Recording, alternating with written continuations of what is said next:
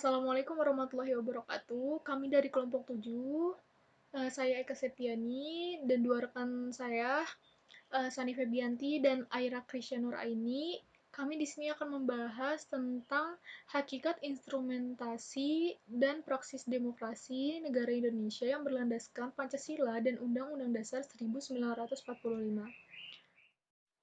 Untuk materi yang pertama, yakni ada dinamika dan tantangan demokrasi yang bersumber dari Pancasila. Ihwal postur demokrasi kita dapat lihat dari fungsi lembaga permusyawaratan dan perwakilan rakyat yang berlandaskan Undang-Undang Dasar 1945, yakni ada MPR, DPR, dan DPD. Salah satu lembaga negara dalam sistem ketatanegaraan Republik Indonesia adalah Majelis Permusyawaratan Rakyat Republik Indonesia. Sebelum perubahan Undang-Undang Dasar 1945 pada era reformasi 1999 sampai 2002, kedudukan MPR merupakan kedudukan lembaga tertinggi negara dengan kekuasaan yang sangat besar.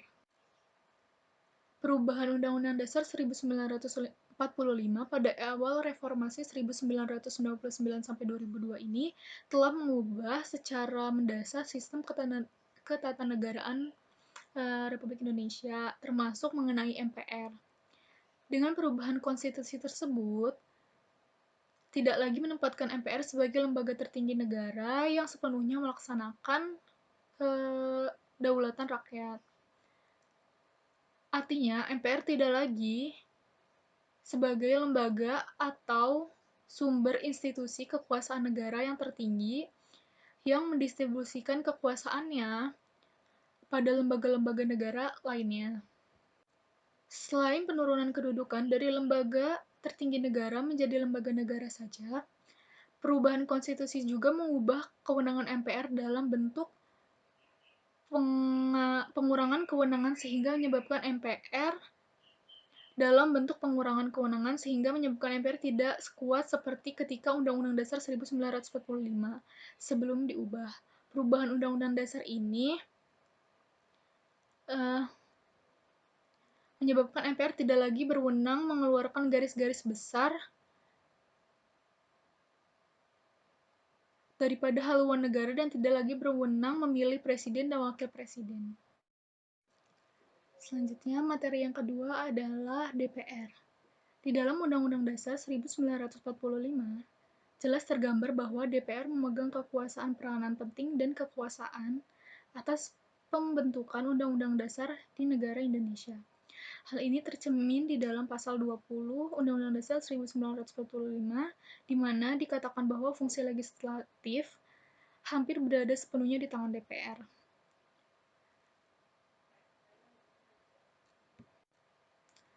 Apabila kita membandingkan fungsi DPR dalam bidang legislasi sebelum dan sesudah amandemen, akan terlihat perbedaan yang cukup signifikan.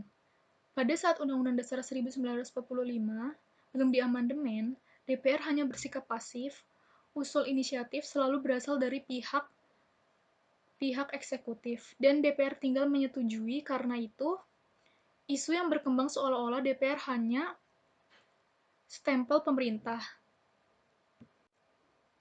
Selanjutnya, kedudukan Dewan Perwakilan Rakyat adalah dilakukan amandemen Undang-Undang Dasar 1945 sebanyak 4 kali.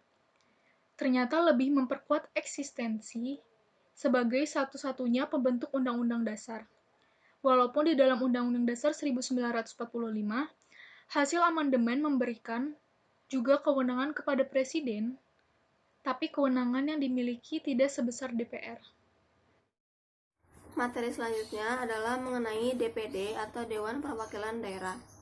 DPD dibentuk untuk menampung aspirasi daerah agar mempunyai wadah dalam menyuarakan kepentingannya dalam sistem ketatanegaraan Indonesia. Ketentuan-ketentuan mengenai DPD ini diatur dalam pasal 22. DPD terdiri atas wakil-wakil provinsi yang dipilih melalui pemilu dan berkedudukan sebagai lembaga negara. DPD ikut membahas rancangan undang-undang yang berkaitan dengan otonomi daerah, hubungan pusat dan daerah, pembentukan penggabungan daerah, pengelolaan sumber daya alam dan ekonomi, serta perimbangan keuangan pusat dan daerah, juga memberikan pertimbangan kepada DPR atas rancangan undang-undang APBN dan rancangan undang-undang yang berkaitan dengan pajak, pendidikan, dan agama. DPD dalam keberadaannya selalu terkait dengan keberadaan DPR, sebagaimana terlihat dalam hubungan kerja kedua lembaga negara tersebut, di mana semua tugas dan wewenang DPD tidak selesai dalam dirinya sendiri, tetapi selalu menyambung dengan tugas dan wewenang DPR.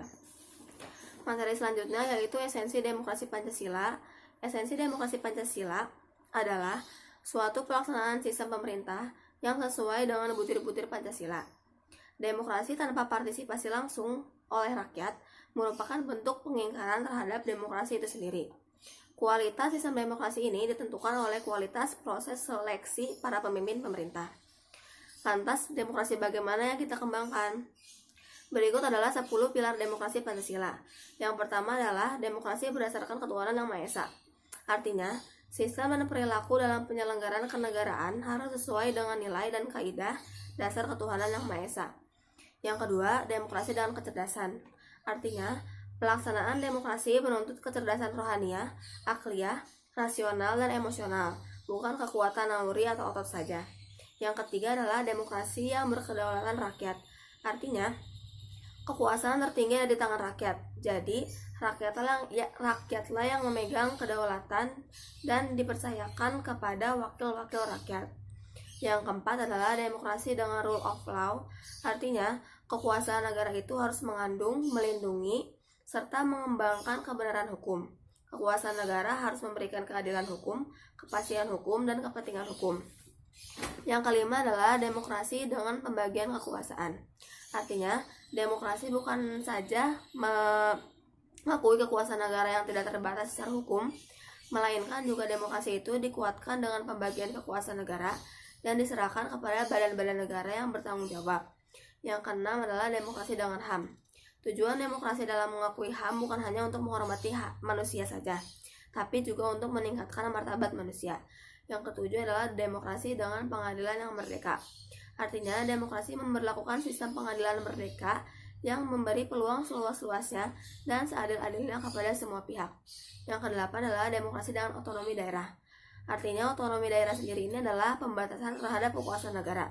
Jadi, Undang-Undang 1945 memerintahkan pembentukan daerah-daerah otonom untuk mampu mengatur dan menyelenggarakan urusan pemerintah daerah sebagai urusan rumah tangganya sendiri.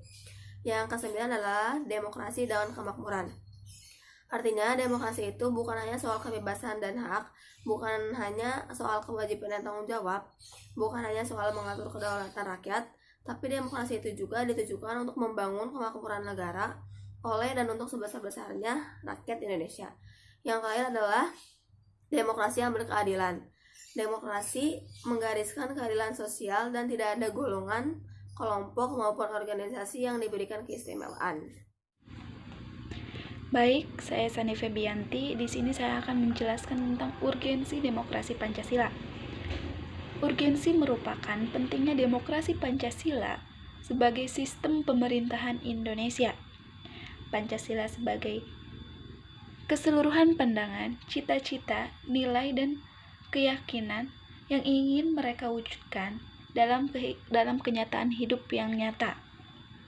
Pentingnya demokrasi Pancasila ini dapat dilihat dari fungsi Pancasila itu sendiri.